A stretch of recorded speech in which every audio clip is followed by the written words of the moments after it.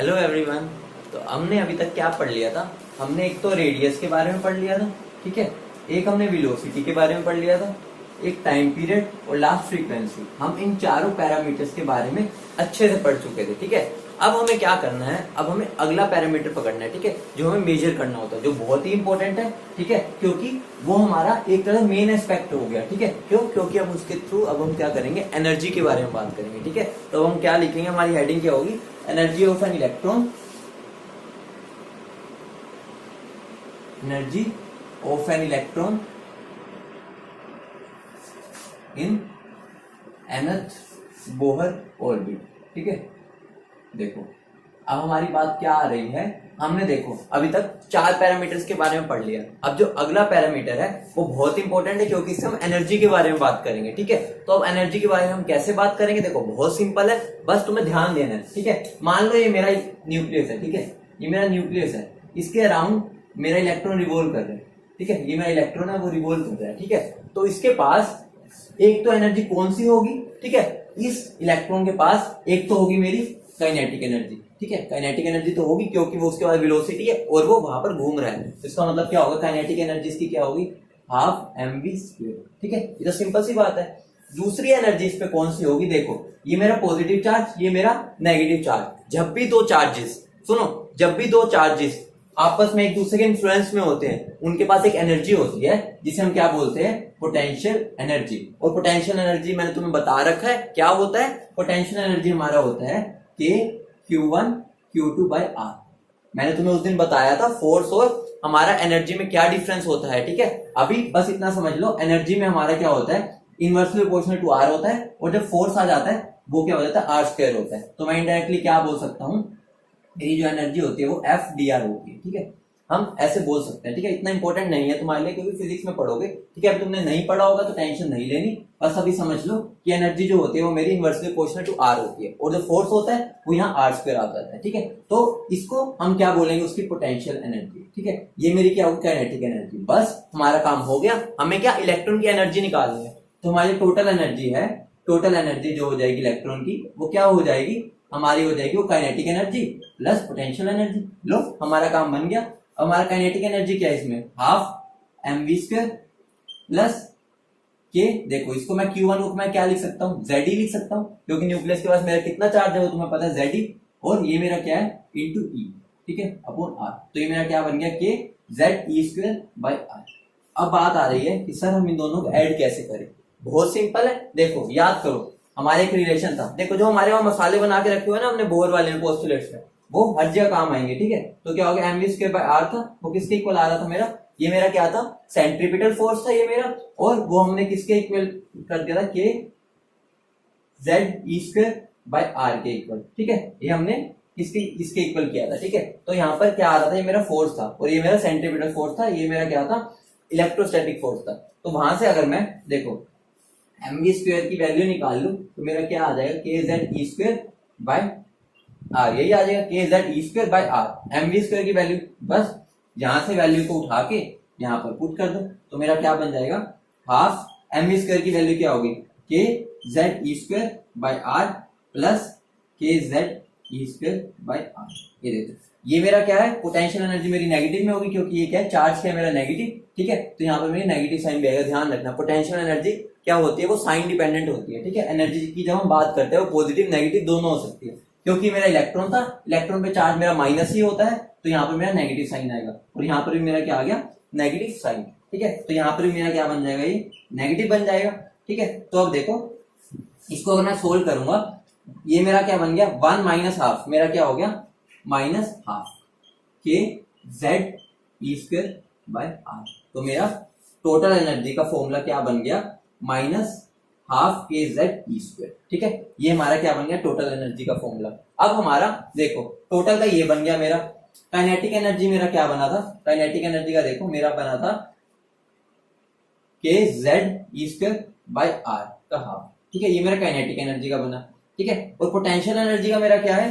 Potential energy का है मेरा, पोटेंशियल एनर्जी है मेरी Kze² बाय R, ठीक है। और ये मेरी क्या है?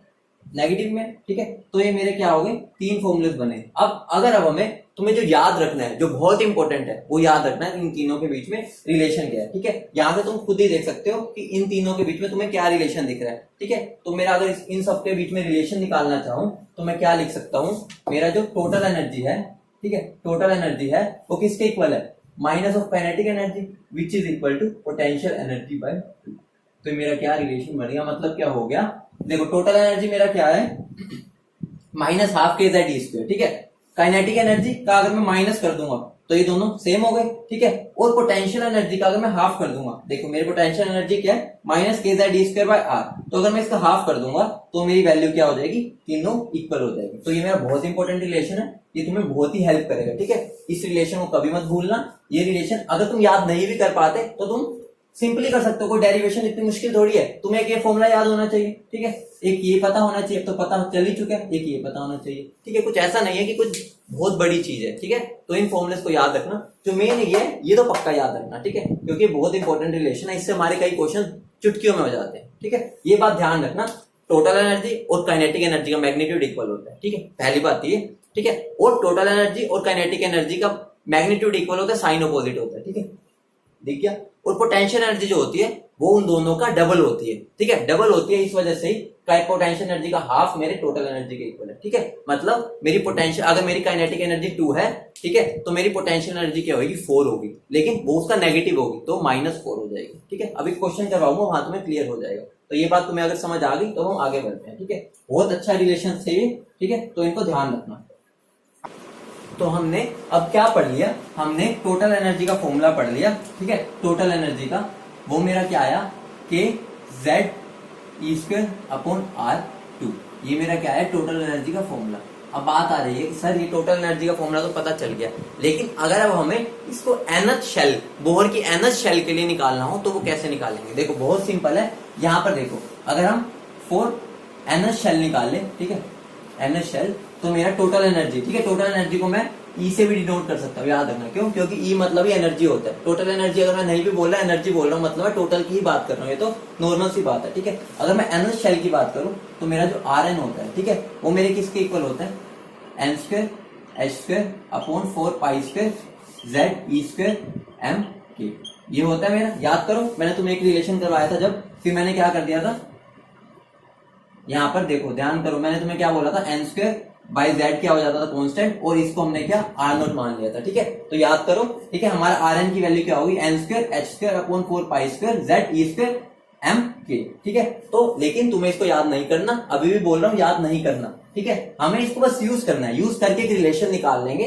जो हमारा बहुत काम आएगा, ठीक है। तो अगर मैं यहाँ पर nth की बात कर रहा हूँ, ठीक है, तो मेरा आर एन हो गया, ठीक है। तो मेरी टोटल एनर्जी मतलब ई एन का फॉर्मूला क्या बन गया मेरा, माइनस के जेड ई स्क्वायर बाई 2, और मेरा आर क्या है, आर मेरा है देखो N square H square into ये क्या चला गया 4 पाई स्क्वायर जेड ई स्क्वायर एम, ये हो गया, ठीक है। अब मैं अगर इसको सोल्व करता हूं तो मेरा क्या होगा, देखो कुछ कट रहा है, देखो यहाँ पर अगर कुछ कट रहा है तो काटो, ये मेरा 2 से क्या गया, ये 2, ठीक है, ये कट गया, और क्या कट रहा है मेरा, और तो यहाँ कुछ कटता हुआ नहीं दिखा, ठीक है। तो मेरा ई एन क्या बन गया, माइनस के ई स्क्वायर पाई स्क्वायर, और ये स्क्वायर मेरा क्या होगा, e की पावर 4 एम के अपॉन क्या बन जाएगा मेरा एच स्क्वायर, ठीक है, into Z square by M square. मैं इसको ऐसे लिख सकता हूँ, ये कुछ रह तो नहीं गया, तो के जेड तो उधर निकल गया, ई स्क्वायर 4 हो गया, ये क्या बन गया हमारा 2, यहाँ पर मेरा 2 भी आएगा, ठीक है, कॉन्स्टेंट है, बस सोल्व ही करना है, जेड स्क्वायर पाई स्क्वायर ये चला गया एम के, ठीक है, ठीक है। उसके बाद क्या हो गया, इस पूरे की वैल्यू मैं क्या करूंगा, सोल्व कर लूंगा। ये तो हमें पता ही है, सारे कांस्टेंट है, K constant, E constant, pi constant, M constant, K constant और एच भी कांस्टेंट, ये सारे ही कांस्टेंट्स है, तो हमारा बहुत काम आसान हो जाएगा। तो मेरी ई एन की जो वैल्यू आ जाती है वो क्या हो जाती है, minus 13.6 Z square by N square, अगर मैं बात कर रहा हूँ इलेक्ट्रॉन वोल्ट में, ठीक है, इलेक्ट्रॉन वोल्ट पर एटम, ठीक है, ये आप बन जाती है। और अगर मैं इस एनर्जी को इसमें कन्वर्ट करना चाहता हूँ जूल में, तो मैंने तुम्हें एक रिलेशन बता रखा है, क्या रिलेशन है, 1 electron volt is equal to 1.6 into 10⁻⁻⁹, ठीक है, ये होता है। तो बस इसको मैं सोल्व कर लूंगा, तो क्या आ जाएगा 2.8 into 10⁻⁻18 Z square by N square joule per atom, ठीक है। तो मेरे दो इंपॉर्टेंट रिलेशंस आ गए, ठीक है, तुम बस ये वाला याद रख लो, दूसरा अपने आप निकाल सकते हो, ठीक है। ये याद रखो, दूसरा अपने आप उस टाइम पर कर लोगे। हमारे जो कॉम्पिटिटिव होता है, कॉम्पिटिटिव में ज्यादातर क्वेश्चन इससे आसानी से होते हैं और तुम्हें पता है इलेक्ट्रॉन वोल्ट तुम्हारा ब्रह्मास्त्र है, ठीक है। लेकिन एनसीईआरटी में, सीबीएसई में कई क्वेश्चन में हमें जून में ही देना होता है, ठीक है। तो हमें ये भी पता होना चाहिए। बाकी ये याद कर लिया तो ये निकालने के लिए तो बस इसको उस नंबर से मल्टीप्लाई ही करना है और कुछ भी, ठीक है। तो हमारा क्या हो गया, टोटल एनर्जी का एक सिंप्लीफाइड फॉर्मूला मिल गया, जो हमें पता चल गया वो Z² N² पे डिपेंड कर रहा है, ठीक है। तो ये वाला पार्ट हो गया। अब हमें इसको क्या करना है, रिलेट करना है, ठीक है। तो अब देखो यहाँ पर 1 मिनट ये देख लो, यहाँ पर क्या है, हाँ ये k² है, ठीक है। इसको k² कर लेना, ठीक है। हमारा कुछ एक कांस्टेंट याद नहीं करना, फिर बोल रहा हूँ इसको बिल्कुल याद भी नहीं करना, ठीक है। कोशिश भी मत करना, कभी जरूरत पड़े तो हम यहाँ से इसको डिराइव कर सकते हैं, ठीक है। वो बाई चांस है, जब सनक गया हो किसी एग्जामिनर का दिमाग, कि वो तभी हो सकता है, वैसे बिल्कुल भी नहीं होगा। तो हमारे 2 फॉर्मूलेज आ गए, 2 भी नहीं, हम 1 बोलेंगे उसको, ताकि हमारे फॉर्मूलेज कम से कम हो जाए, ठीक है। तो मेरा टोटल एनर्जी का फॉर्मूला क्या बन गया, -13.6 Z² by N², ठीक है। ये किसमें मेरा इलेक्ट्रॉन वोल्ट पर एटम है, ठीक है। मैं इसको पर एटम भी लिख देता हूँ, वरना तुम कंफ्यूज हो जाते हो, ठीक है। ये मेरा क्या बन गया, एनर्जी का formula -13.6 Z² by N² electron volt पर एटम, ठीक है। जूल में करना हो तो वहां कर सकते हैं, तो हम उसको बार बार नहीं बात करेंगे, ठीक है। अगर अब मुझे क्या निकालना है, काइनेटिक एनर्जी निकालनी है, ठीक है। काइनेटिक एनर्जी निकालनी है NH शेल की, ठीक है। काइनेटिक एनर्जी NH शेल की, तो मेरी क्या हो जाएगी, वो हो जाएगी -13.6 होता है Z² by N², और तुम्हें याद करो ये किसका होता है, नेगेटिव ऑफ टोटल एनर्जी होता है। तो ये मेरा क्या बन जाएगा, प्लस। तो मेरी काइनेटिक एनर्जी क्या हो गई, plus of 13.6 Z² by N² electron volt पर एटम, ठीक है। ये हो गई। अगर अब मुझे पोटेंशियल एनर्जी निकालनी है, ठीक है, potential energy of NH shell, ठीक है, तो वो क्या होगी, तुम्हें याद होना चाहिए, ये हमारी क्या होती है, डबल होती है। तो मेरा क्या बन गया 27.2 Z² by N², और ये माइनस हमने पढ़ा था, क्या पढ़ा था हमने, काइनेटिक एनर्जी जो होती है is equal to total energy is equal to potential energy by 2, और ये मेरा क्या होता था, नेगेटिव, ये रिलेशन था, ठीक है। तो मेरी पोटेंशियल एनर्जी क्या होगी, टोटल एनर्जी का ट्वाइस हो गया, ठीक है। तो मेरा क्या आंसर आ गया ये, ठीक है।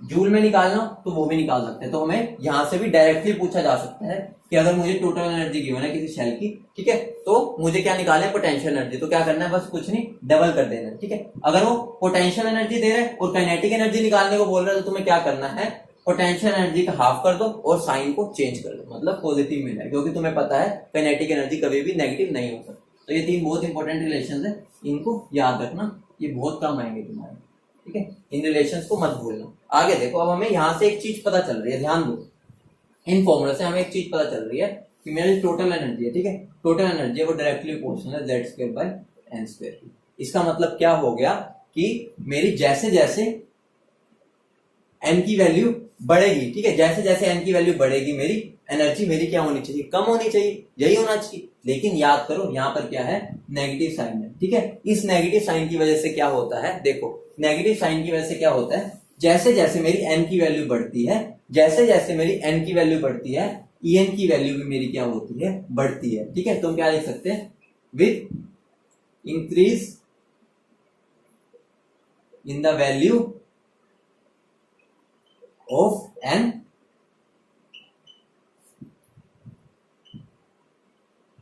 The energy of the shell also increases. Increase क्यों हो रही है, ड्यू टू नेगेटिव साइन, ठीक है। अब देखो ये हमें क्या पता चल गया, जैसे जैसे n की वैल्यू बढ़ती है, जो मेरी En की वैल्यू होती है वो भी क्या हो रही है, बढ़ती है। क्यों, रीजन क्या है, क्योंकि ये जो हमारा नेगेटिव साइन हो रहा है, नेगेटिव साइन की वजह से, ठीक है। अब बात आ रही है कि नेगेटिव साइन क्या बताता है, ठीक है, बहुत सिंपल सी बात है। देखो नेगेटिव साइन हमें क्या बताता है, बहुत इंपॉर्टेंट चीज है जो हमें समझनी है। ये इसका रिलेशन क्या है, देखो मान लो मेरा इलेक्ट्रॉन क्या है, मतलब जो मेरा न्यूक्लियस है मेरा, ठीक है, ये मेरा न्यूक्लियस है, ठीक है, न्यूक्लियस, और ये मेरा इलेक्ट्रॉन है, ठीक है, ये इसके चारों तरफ घूम रहे हैं, ठीक है।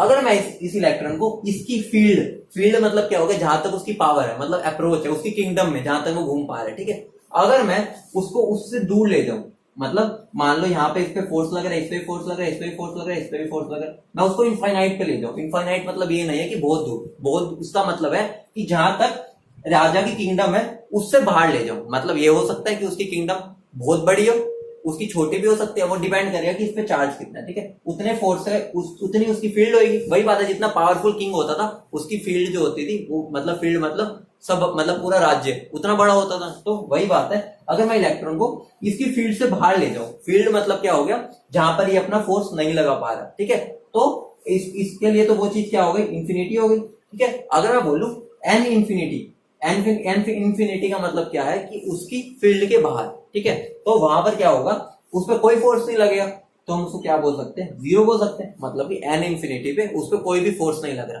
तो हम उसको जीरो बोल सकते हैं। भाई वो आजाद है, उस पर कोई फोर्स नहीं लगा, तो उसकी एनर्जी को हम क्या मान लेते हैं, जीरो होगी भी। भाई आजाद है, उस पर कोई फोर्स नहीं लग रहा, तो जीरो ही इसकी वैल्यू, ठीक है। फिर जैसे जैसे इलेक्ट्रॉन इसकी फील्ड में आ रहा होता है, ठीक है, जैसे जैसे फील्ड में आता है उस पर एनर्जी लगनी स्टार्ट हो जाती है, ठीक है। उस पर क्या लगनी स्टार्ट हो जाती है, उसकी फील्ड में आकर एक फोर्स एक्सपीरियंस होने लग जाता है, क्योंकि ये पॉजिटिव है वो नेगेटिव है, उस पर एक फोर्स एक्सपीरियंस हुआ। तो देखो एनर्जी हम क्या मानते हैं, ई इंफिनिटी हम क्या मान लेते हैं, जीरो, ठीक है।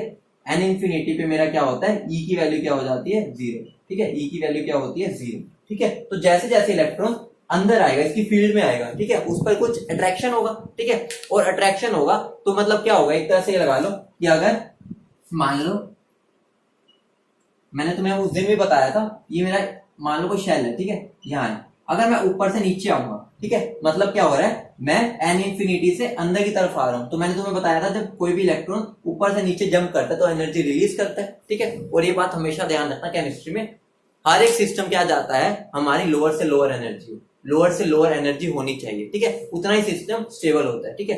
तो इलेक्ट्रॉन भी न्यूक्लियस के पास क्यों जा रहे हैं, क्योंकि वहां पे उसको अट्रैक्शन मिलती है, प्यार मिलता है, ठीक है, तो प्यार मिलता है तो वहां पर वो स्टेबल रहता है, ठीक है, उसकी एनर्जी कम से कम होती है, मतलब गुस्सा नहीं कर रहा होता, शांत रहता है, शांत स्वभाव रहना चाहता है।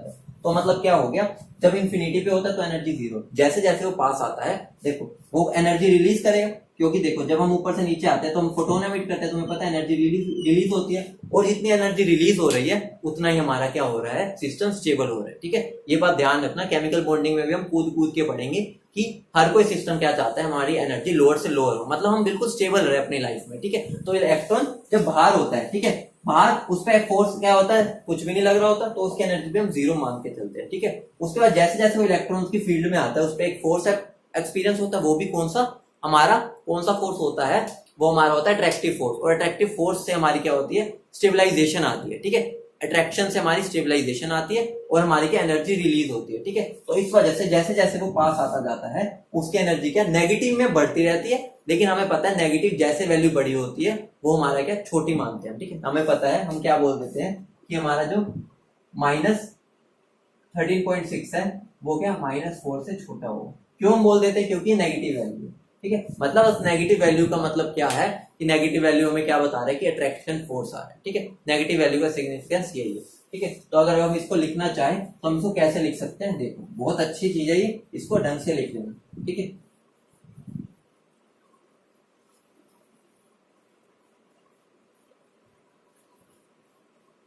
तो हम इसको कैसे लिख सकते हैं, देखो जब इलेक्ट्रॉन फ्री होता है, when the electron is free from the influence of nucleus the energy is taken to be zero, ठीक है। अगला क्या हो गया, जब इलेक्ट्रॉन इन दिस सिचुएशन, ठीक है, जब इलेक्ट्रॉन होता है इस सिचुएशन में उसके एन की वैल्यू क्या होती है, इंफिनिटी, मैंने भी बताया ही है तुम्हें। और इसको हम क्या बोलते हैं, आयनाइज्ड हाइड्रोजन एटम। आयनाइज्ड क्यों बोलते हैं, क्योंकि अब देखो आयनाइज्ड का मतलब होता है कि हमने उसका इलेक्ट्रॉन को निकाल दिया, ठीक है। उसके इलेक्ट्रॉन जो उसके अंदर था एन इक्वल टू इंफिनिटी पे क्या हो रहा है, उस पर कोई भी इफेक्ट नहीं लग रहा, मतलब वो उसके घर का बचा ही नहीं, वो मतलब वो राजद्रोह करके भाग गया इलेक्ट्रॉन अपने राज्य से, ठीक है। वो उस राज्य से निकल गया, तो अब उसको हम क्या बोलेंगे, आयनाइज्ड हाइड्रोजन एटम, ठीक है। आयनाइज्ड मतलब कि जो इसका इलेक्ट्रॉन था वो निकल चुका है, ठीक है।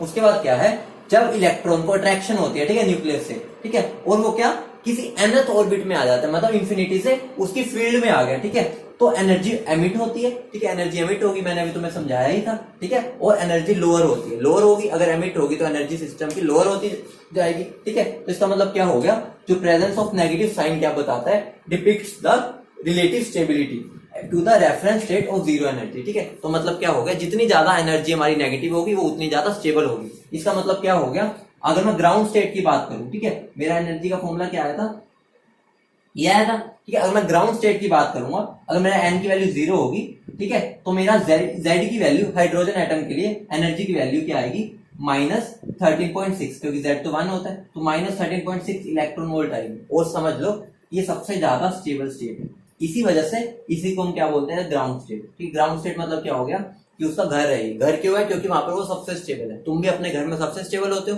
किसी रिलेटिव के घर जाते हो, कितने दिन रह लेते हो? 5 दिन, 10 दिन, 15 दिन, 20 दिन, महीना, उसके बाद तो अपने घर ही आते हो। क्यों? क्योंकि वो सबसे हमारे लिए स्टेबल स्टेट होती है। ठीक है, तो वैसे ही हमारा क्या है, जो हमारा इलेक्ट्रॉन जो होता है उसका घर कौन सा होता है? हाइड्रोजन के केस में बात करें, जो मेरी n=1 होता है वो उसकी ग्राउंड स्टेट होती है। ठीक है, ग्राउंड स्टेट क्यों होती है? क्योंकि वो उसकी मोस्ट स्टेबल स्टेट होती है, क्योंकि उसमें उसकी एनर्जी क्या होती है, सबसे मिनिमम होती है। ठीक है, ये मैंने इसलिए तुम्हें ये लिखवा दिया क्योंकि सीबीएसई पॉइंट ऑफ व्यू से भी इंपॉर्टेंट है। ठीक है, तो हर एक पॉइंट को मैंने अच्छे से यहाँ पर लिखवा भी दिया तुम्हें। ठीक है, अब आगे देखो, अगर अब हमें एनर्जी डायग्राम बनाते हैं, ठीक है, इनका एनर्जी डायग्राम, तो वो कैसा बनेगा? देखो,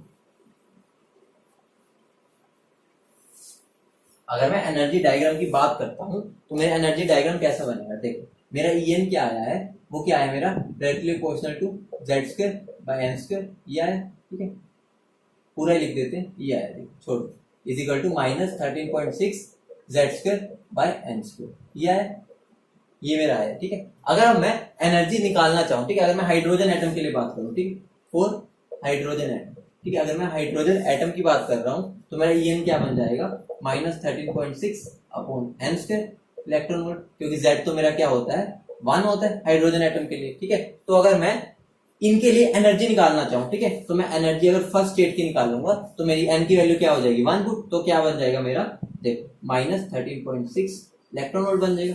अगर मैं E2 की वैल्यू क्या पुट करता हूँ, 2 पुट करता हूँ, तो मेरा क्या बन जाएगा 13.6/4। ठीक है, तो अगर मैं इसको सोल्व करूंगा तो मेरा आंसर क्या आ जाएगा, -3.4 इलेक्ट्रॉन वोल्ट आ जाएगा। ठीक है, अगर मैं E=3 की बात करता हूँ तो मेरा क्या बन जाएगा, /9। अगर मैं इसको सोल्व करता हूँ तो मेरा क्या आ जाएगा, -1.51 इलेक्ट्रॉन वोल्ट। ठीक है, अगर मैं E4 की बात करता हूँ तो मेरा क्या बन जाएगा, 13.6 डिवाइड बाय 4 4 16, तो मेरा क्या बन जाएगा, -0.85 इलेक्ट्रॉन वोल्ट बन जाएगा। ठीक है, तो ये बहुत इंपॉर्टेंट है। तुम्हें मैं क्या सलाह दूंगा कि तुम ये 4 वैल्यूज को, तो मतलब E1, E2, E3, E4 की तो ये वाली वैल्यूज ही याद रखो।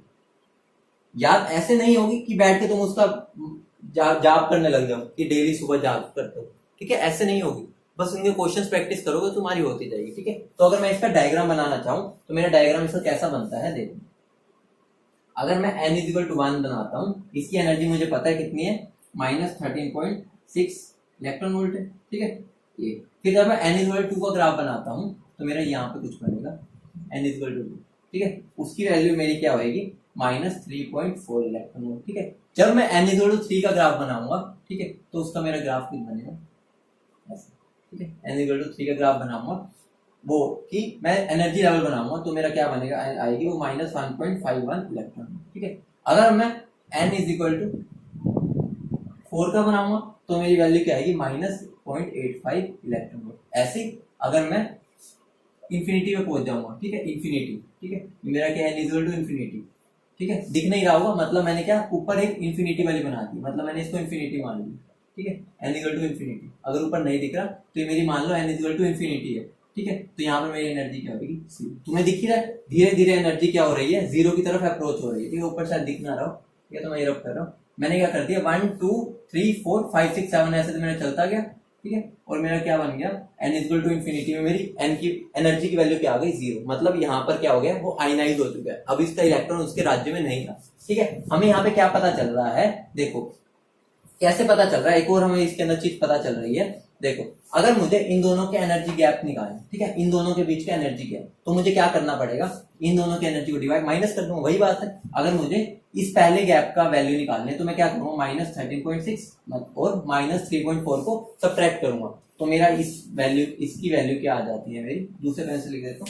ठीक है, इसकी मेरी वैल्यू क्या आ जाती है, 10.2 इलेक्ट्रॉन, मतलब इस एनर्जी n1 और n2 के बीच का जो एनर्जी गैप है वो मेरा क्या है, 10.2 इलेक्ट्रॉन वोल्ट। कहां से आया, मैंने क्या किया, energy in first second minus energy in first, इन दोनों को माइनस कर दिया, जो गैप आया वो मेरा आया 10.2, मतलब 13.6 में से 3.4 मैंने माइनस कर दिया। ठीक है, अगर अब मुझे इन दोनों के बीच का गैप निकालना है, ठीक है, तो मुझे क्या करना पड़ेगा, 13.6 में से 1.51 सब्ट्रैक्ट करना पड़ेगा, तो मेरा क्या आ जाएगा, 12.02 इलेक्ट्रॉन।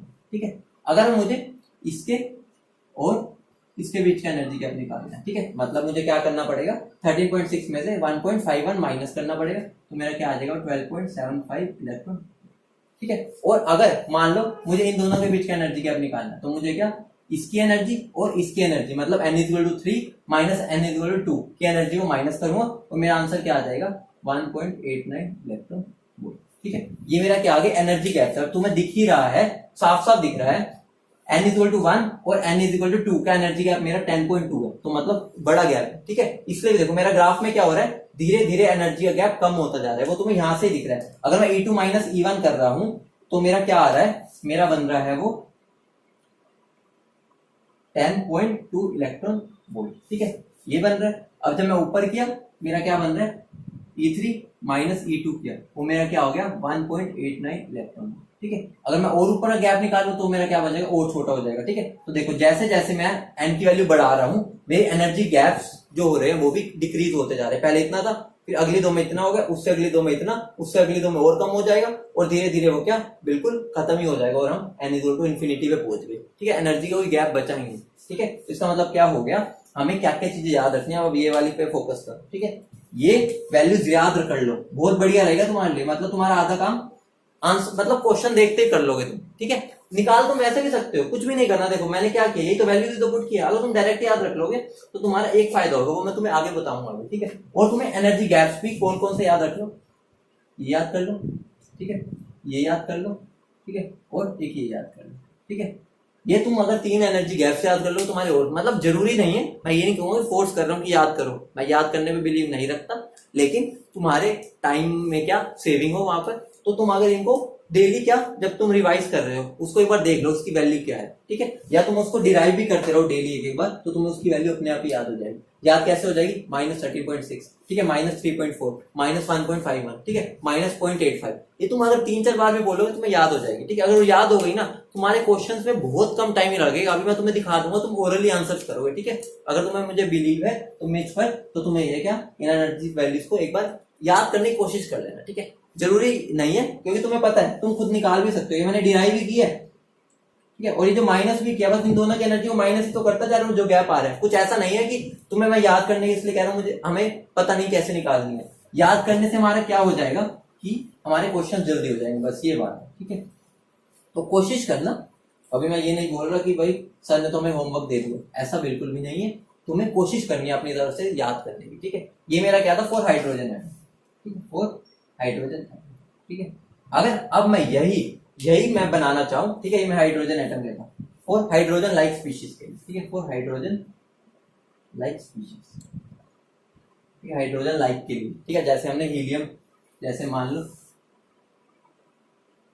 हीलियम, लिथियम, बेरिलियम, इनके लिए बनाना चाहूं तो मेरा क्या बन जाएगा, कुछ भी नहीं करना। डिफरेंस क्या आएगा देखो, मैं अलग पेन से लिख देता हूँ, क्या आ जाएगा पता ही है। फर्क क्या आ रहा था, हमने z की वैल्यू 1 पुट की थी।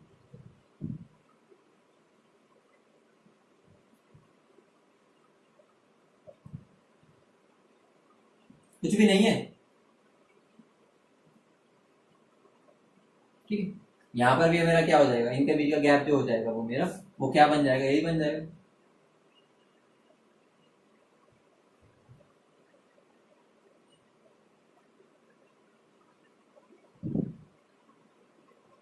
ये वो मैंने ब्लू पेन से लिख दिया, जो उसमें और इसमें डिफरेंस है। ठीक है, मतलब फर्क क्या आ गया, बस तुम्हें z² से मल्टीप्लाई कर देना। जो तुम्हें याद हो गई अगर हाइड्रोजन की, तो हाइड्रोजन लाइक स्पीशीज में कुछ भी नहीं करना, z²। अगर मैं बात लो हीलियम की बात कर रहा हूँ तो यहाँ पर 4² कर देना। ठीक है, लिथियम की बात कर रहा हूँ तो तुम्हें क्या कर देना, 3 का स्क्वायर कर देना। ठीक है, कुछ भी नहीं करना, बहुत सिंपल है। ठीक है, तो ये मेरा गैप्स भी हो गया और हर एक एनर्जी लेवल की एनर्जी का भी हमें पता चल गया। ठीक है, अब देखो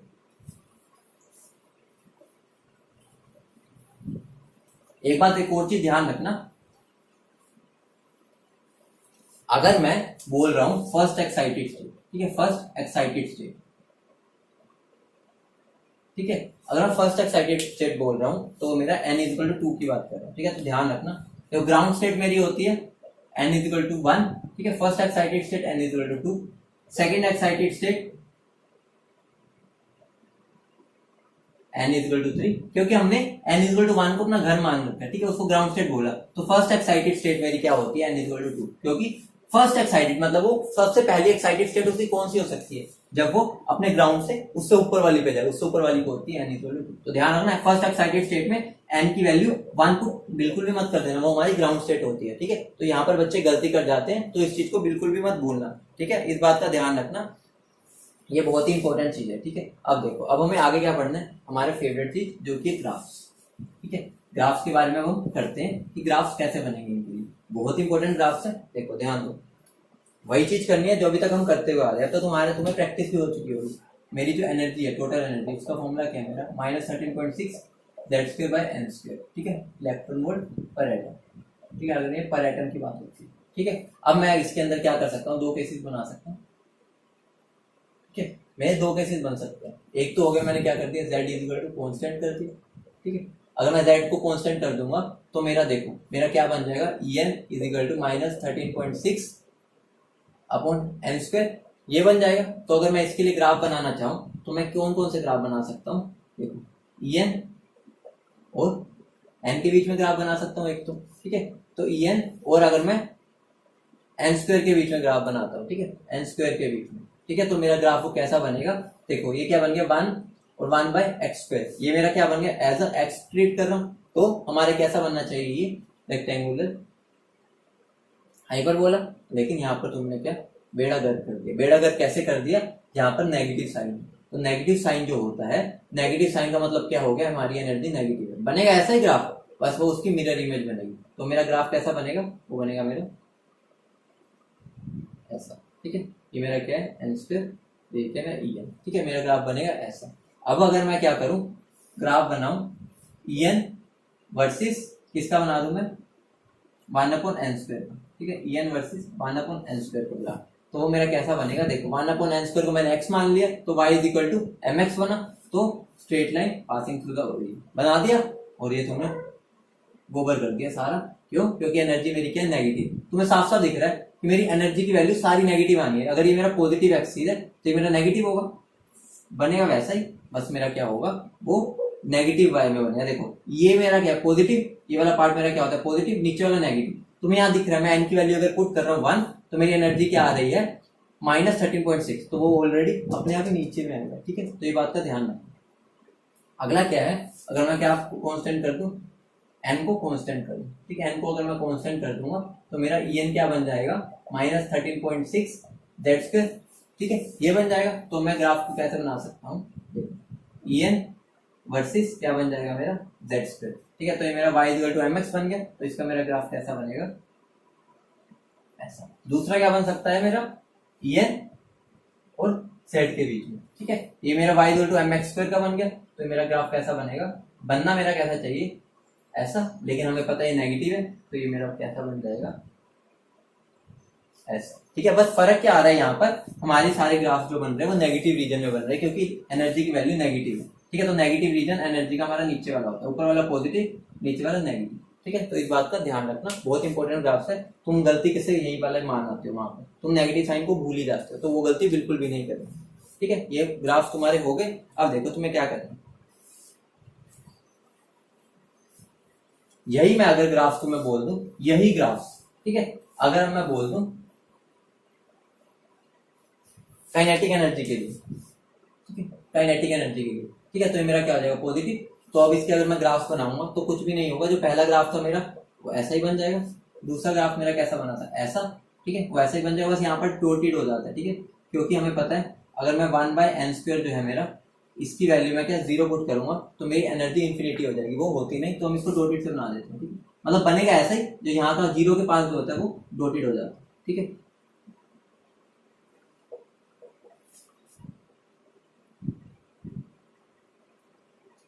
और यहाँ पर भी मेरा क्या हो जाएगा, अभी मेरा क्या हो जाएगा, पॉजिटिव हो जाएगा, ठीक है। तो मेरा इसका ग्राफ कैसा बनेगा, सबसे पहले हमने किसका बनाया था, दैट स्क्वायर और En का। तो मेरा कैसे बना था, मेरी काइनेटिक एनर्जी है, ठीक है। और दूसरा ग्राफ कैसा बनेगा, ऐसे, क्योंकि हमें पता है जो काइनेटिक एनर्जी होती है वो मेरी पॉजिटिव ही होती है, ठीक है। तो ये चारों ग्राफ पॉजिटिव में आ जाएंगे, मतलब बस उसमें क्या हो गया, फर्क क्या आया हमारा, अभी पॉजिटिव में चलेगी वो नेगेटिव में, ठीक है। अगर हम पोटेंशियल एनर्जी का बनाएंगे वो फिर नेगेटिव में चले जाएंगे, क्योंकि उसका साइन क्या होता है, नेगेटिव होता है, ठीक है। इसकी स्लोप क्या होगी वगैरह वगैरह तुम्हें सीख चुके हो, स्लोप क्या होगी, अगर मैं इस केस में स्लोप पूछूं तो स्लोप मेरी क्या हो जाएगी, -13.6 हो जाएगी। ठीक है, इसमें मेरी क्या हो जाएगी 13.6, दैट स्क्वायर के बीच में ग्राफ आ रहा है तो 13.6 क्या होगी मेरी स्लोप होगी। ठीक है, प्लस जो भी होगी स्लोप क्या होता है y इक्वल टू mx है ना, तो m की वैल्यू जो भी होती है,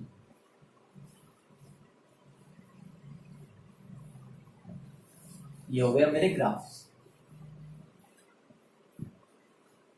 तो अब कुछ टर्म्स है जो तुम्हें समझना जरूरी है, समझ चुके हो, बाकी अब तुम्हें उसको एक बार नोट कर लो। ठीक है, तो हम ग्राउंड स्टेट हमारी क्या होती है, लोएस्ट पॉसिबल एनर्जी स्टेट। मैंने तुम्हें बताया था ग्राउंड स्टेट क्या होती है, जो अपना घर होता है जहां पर सबसे कम हमारी एनर्जी होती है। ठीक है, तो वो हमारी क्या होती है, ग्राउंड स्टेट होती है। ठीक है, तो हमारी क्या होगी, lowest energy state of any atom. ठीक है, एटम का जो सबसे लोएस्ट स्टेट होता है वो कब होता है, जब मेरा जो इलेक्ट्रॉन होता है वो कहां पर होता है, n इक्वल टू 1 में। ठीक है, हम यहाँ पर हाइड्रोजन के लिए ही बात कर रहे हैं। ठीक है, तो हमें उसका पता है उसका लोएस्ट एनर्जी पॉसिबल स्टेट क्या है, n इक्वल टू 1, क्योंकि उसमें हमारा बस एक इलेक्ट्रॉन होता है। तो हम क्या बोल सकते हैं, फॉर हाइड्रोजन एटम हमारा n इक्वल टू 1 क्या होगा, ग्राउंड स्टेट। ठीक है, अगली बात क्या आती है, एक्साइटेड स्टेट। एक्साइटेड स्टेट मतलब क्या होता है, मतलब हम एक्साइटेड हो गए। एक्साइटेड मतलब क्या होगा, हम लोअर एनर्जी लेवल से हायर में चले गए। ठीक है, लोअर हमारी सबसे लोअर पॉसिबल कौन सी थी, हमारी थी ग्राउंड स्टेट, जो कि n इक्वल टू 1 थी हाइड्रोजन एटम में। ठीक है, तो अब क्या हो गया, ग्राउंड स्टेट को छोड़ के सारी जो भी स्टेट्स है उनको हम क्या बोलते हैं, एक्साइटेड स्टेट। तो क्या हो गया, the other energy states of an atom other than the ground state, उनको क्या बोलते हैं, एक्साइटेड स्टेट। अगर हम वही हाइड्रोजन एटम के लिए देखें, एक्साइटेड स्टेट्स हमारी क्या होगी, 2 3 4 आगे 5 6 7 8, मतलब n इक्वल टू 1 के अलावा जो भी है सारी वो क्या होगी उसके लिए एक्साइटेड स्टेट्स। अगली क्या आती है, एक्साइटेशन एनर्जी। अब बात आ रही है एक्साइटेशन एनर्जी क्या होती है। एक्साइटेशन एनर्जी होती है कि हमें एक इलेक्ट्रॉन था, ठीक है, मान लो वो यहाँ पर था, हमें इसको यहाँ से यहाँ पर पहुंचाना है, तो मतलब हमें इसको कुछ एनर्जी देनी पड़ेगी। तो हमें जो एनर्जी इसको देनी पड़ेगी यहाँ से यहाँ तक पहुंचाने में, उसको हम क्या बोलते हैं, एक्साइटेशन एनर्जी।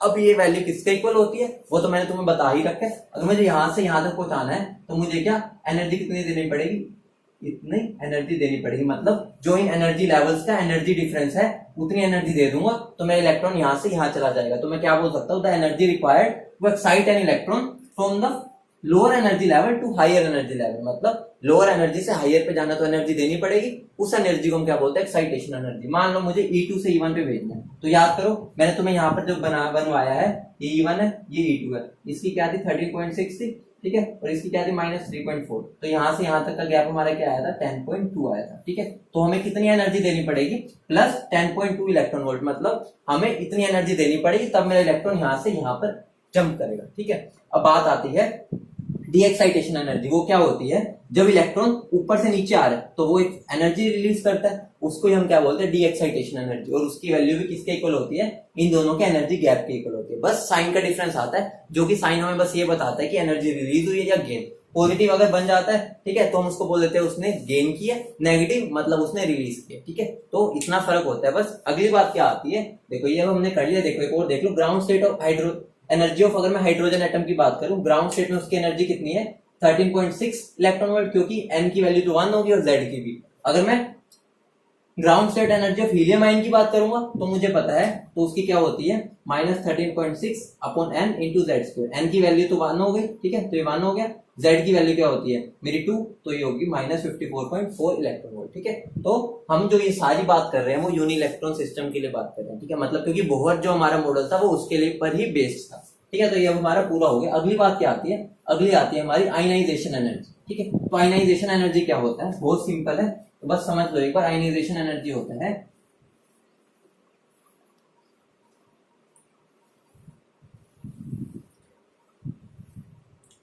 आयनाइजेशन एनर्जी,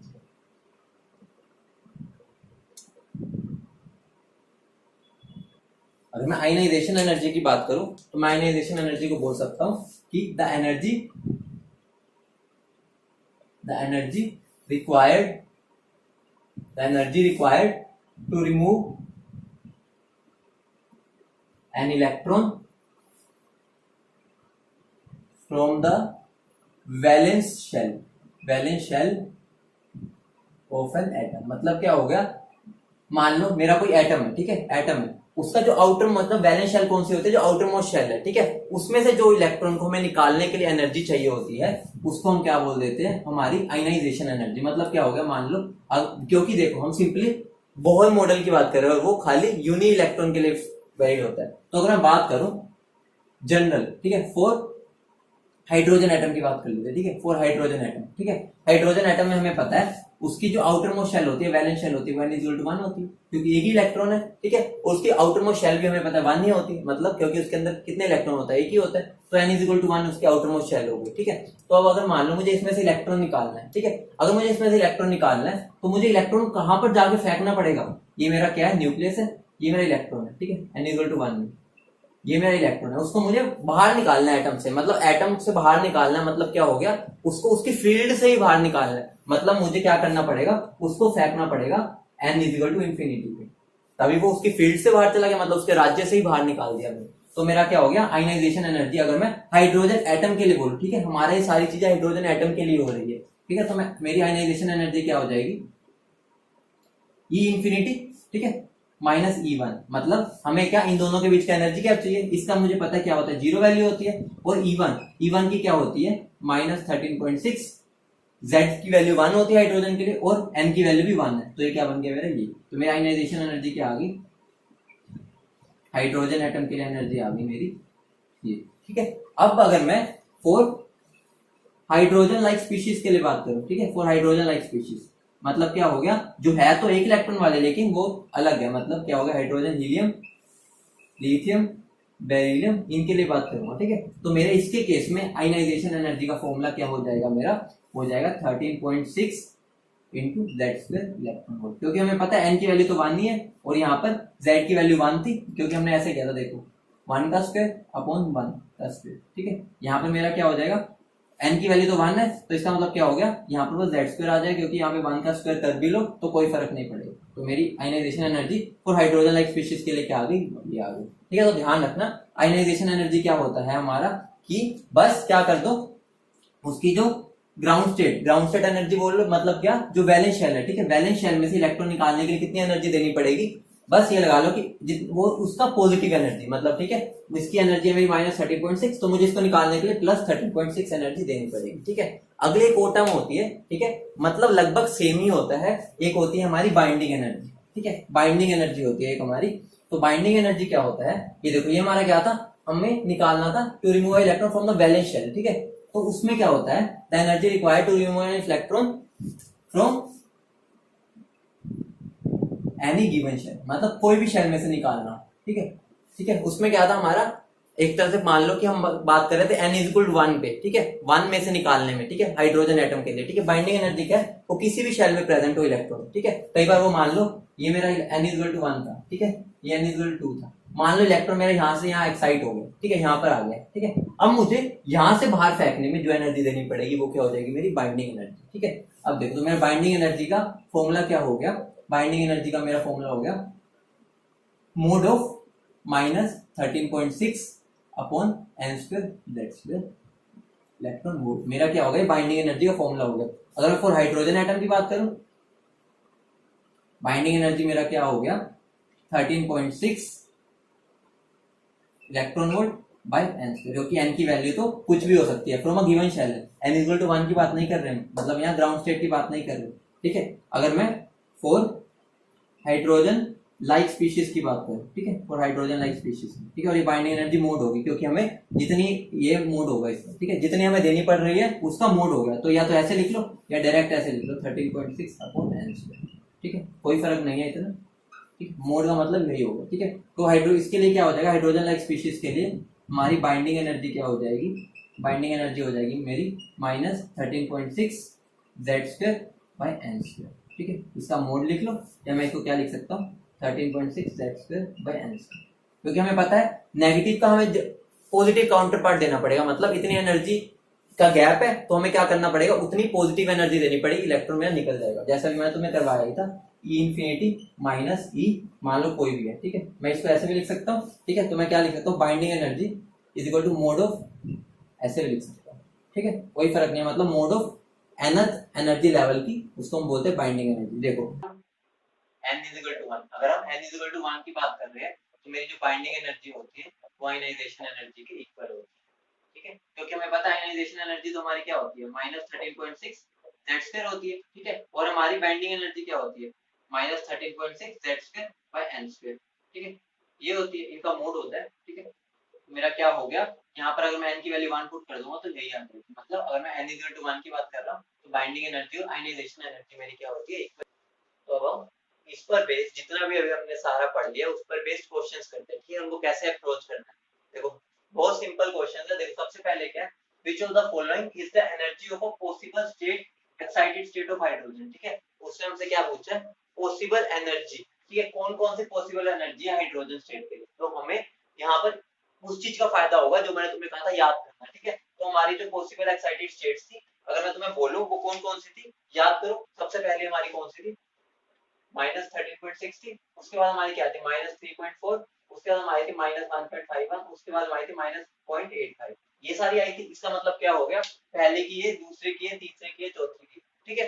तो अब देखो यहाँ पर देखो 6.8, अगर 6.8 आनी होती तो हमारी इसके और इसके बीच में आ चुकी होती, 1 और 2 के बीच में कहीं नहीं आ रही, इसका मतलब ये तो पॉसिबल नहीं है, ठीक है। -3.4 ये है, ये तो पॉजिटिव है, वैसे ही नहीं हो सकती। देखो अगर तुम्हें वैल्यूज याद है तो तुम्हें कुछ भी नहीं देखना, तुम्हें सीधा पता होगा 6.8 तो होती ही नहीं है किसी की, अगर होती तो इन दोनों के बीच में ही आ जाती, क्योंकि यहाँ से यहाँ डिक्रीज हो रहा है, ठीक है। तो यहाँ पर ध्यान देना। अगला क्या है, what is the potential energy of an electron present in n shell of the Be3+ ion, ठीक है, पोटेंशियल एनर्जी बतानी है इन n shell, ठीक है। अब n shell क्या होती है याद करो, ठीक है। देखो साथ साथ हम इसको रब कर देते हैं, इसका आंसर क्या होगा बी। एक सेकंड में आंसर बता सकते हैं अगर हमें वो वैल्यूज याद है, ठीक है। उसके बाद क्या, what is the potential energy of electron present in n shell, याद करो n इक्वल टू 1 2 3 4, ये क्या होती है k l m n, मतलब क्या हो गया n शेल जो होती है वो हमारी क्या होती है n इक्वल टू 4 वाली। बस अब हमारा काम हो गया, हमें कुछ भी नहीं करना। पोटेंशियल एनर्जी पूछा है तो पोटेंशियल एनर्जी का हमारा फॉर्मूला क्या था, याद करो। पोटेंशियल एनर्जी का हमारा फॉर्मूला था -27.2 n square z square by n square, ठीक है, ये फॉर्मूला था। अब हमारा देखो कुछ भी नहीं है, z स्क्वायर क्या है, z की वैल्यू यहाँ पर क्या गिवन है, बेरिलियम, बेरिलियम के लिए हमारा क्या होता है 4, तो ये क्या बन जाएगा हमारा इनटू 4 का स्क्वायर, और n स्क्वायर भी क्या है 4 का स्क्वायर, 4 स्क्वायर कैंसिल, आंसर क्या मिले मुझे मिल जाएगा -27.2।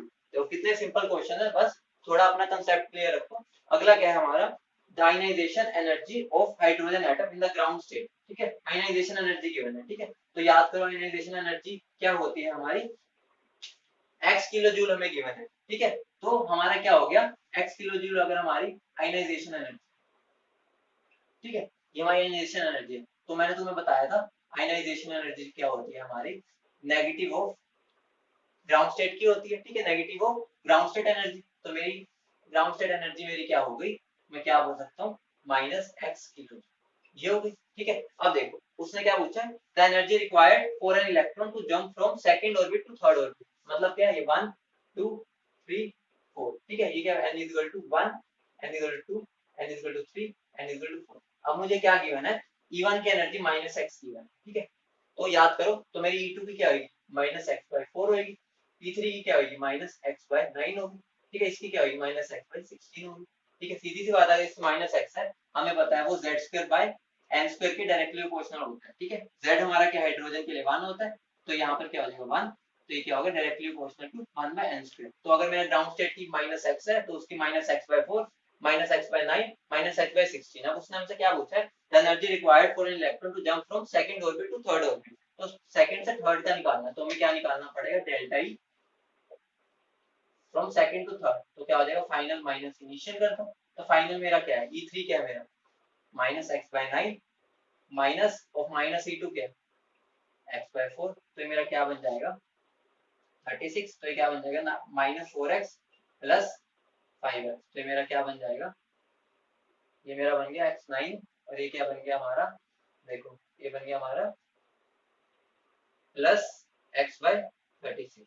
तो यहाँ पर तुम्हें कहीं दिख रहा है, यहाँ पर सॉरी 4 9 36, तो यहाँ पे मेरा क्या आ जाएगा प्लस 5x/36, तो आंसर मेरा क्या आ जाएगा, ठीक है। देखो कितना सिंपल सा था, बस हमें क्या करना है एनर्जी गैप को इक्वेट कर देना इसके ऊपर, ठीक है, बहुत सिंपल था, ठीक है। अभी ये हो गया, अगला देखते हैं। क्वेश्चन के first ionisation potential of an hypothetical atom is 16 volt, ठीक है, then the first excitation potential will B.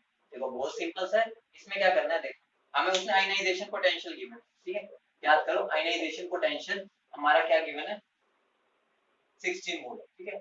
तो याद करो मैंने तुम्हें क्या करवाया था जब हम स्टॉपिंग पोटेंशियल कर रहे थे, जब मुझे एनर्जी को कन्वर्ट करना होता था पोटेंशियल, या पोटेंशियल को एनर्जी में। तो हम क्या करते थे, जब हमने एनर्जी को पोटेंशियल में कन्वर्ट किया था, जैसे हमारा आ रहा था 16 इलेक्ट्रॉन वोल्ट, तो हमारी पोटेंशियल क्या थी 16 वोल्ट। हमारे इलेक्ट्रॉन वोल्ट में एनर्जी की यूनिट यूज करने का एक यही फायदा है, हम पोटेंशियल डायरेक्टली निकाल सकते हैं। ठीक है, तो यहाँ पर आयनाइजेशन पोटेंशियल 16 वोल्ट गिवन है, तो मेरा क्या होगा, आयनाइजेशन एनर्जी क्या होगी 16 इलेक्ट्रॉन वोल्ट होगी। ठीक है, 16 इलेक्ट्रॉन वोल्ट होगी, तो मेरा क्या हो जाएगा, देखो 16 इलेक्ट्रॉन वोल्ट आ गई। अब मुझे क्या मिल गई, यही मेरी क्या होती है, एनर्जी होती है। ठीक है, ये मेरी कितनी होगी, -16 इलेक्ट्रॉन वोल्ट। ये किसकी होगी, फर्स्ट की होगी, क्योंकि हमें पता है ग्राउंड स्टेट से निकालने वाले को हम आयनाइजेशन एनर्जी बोलते हैं। ठीक है, उतनी एनर्जी को ही आयनाइजेशन एनर्जी बोलते हैं। तो ये मेरी आ गई। अब मुझे क्या पता है, जो मेरा E2 होगा, ठीक है, वो क्या होता है मेरा, ये होता है, क्योंकि हमें पता है वो क्या होता है हमारा, देखो माइनस इनवर्सली प्रोपोर्शनल होता है 1 बाय n स्क्वायर के। ठीक है, तो हमारी n की वैल्यू अगर 1 थी तो ये है, अगर 2 होगी तो 2 का स्क्वायर हो जाएगा। ठीक है, तो यहाँ पर ये आ गई, क्योंकि मतलब देखो हमारा जनरल क्या होता है, ये जो होता है वो 13.6 बाय n स्क्वायर होता है। उन्होंने हमें क्या बोला है कि हमने कोई भी एटम माना, हाइपोथेटिकल एटम। ठीक है, हाइपोथेटिकल एटम का हमारा क्या है, इसकी वैल्यू हमें क्या मिल गई है, 16 मिली है। ठीक है, हाइपोथेटिकल है, ठीक है, उसकी ये मिली है। तो अगर मैं 2 की निकालूंगा E2 की, तो यहाँ पे वैल्यू तो ये तो पक्का पता है, directly proportional to z square by n square होगी। ये वाली वैल्यू उन्होंने चेंज कर दी बस। ठीक है, तो मेरा क्या हो जाएगा, यहाँ पर क्या वैल्यू आ जाएगी, -4 इलेक्ट्रॉन। अब उन्होंने क्या पूछा होगा, फर्स्ट एक्साइटेशन पोटेंशियल, मतलब एक्साइट करने में हमें कितनी वो देनी पड़ेगी, तो डेल्टा ही निकाल लो। ठीक है, फर्स्ट एक्साइटेशन पोटेंशियल मतलब फर्स्ट एक्साइटेशन एनर्जी निकाल लो पहले, तो क्या आ जाएगा E2 E1। तो E2 क्या है मेरा, -4 इलेक्ट्रॉन वोल्ट। ठीक है, प्लस 16 इलेक्ट्रॉन वोल्ट, तो मेरा क्या आ गया 12 इलेक्ट्रॉन। ये मेरी क्या आ गई, एक्साइटेशन एनर्जी। तो मुझे एक्साइटेशन पोटेंशियल पूछा, तो क्या आ जाएगा 12। तो यहाँ पर आंसर क्या हो जाएगा हमारा। ठीक है, एक और क्वेश्चन कर लेते हैं, उसके बाद हम एंड करते हैं।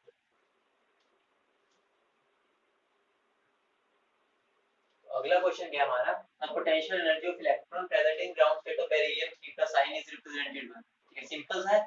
पोटेंशियल एनर्जी क्या होता है मेरा, माइनस के Z E square by r होता है। ठीक है, के की वैल्यू क्या होती है, 1/4 पाई एप्सिलॉन नॉट होती है। ठीक है, ये के की वैल्यू होती है। ठीक है, Z E square by r. ठीक है, जेड की वैल्यू बेरिलियम के लिए क्या होती है 4, तो 1 into 4 e square by 4 pi epsilon nought are.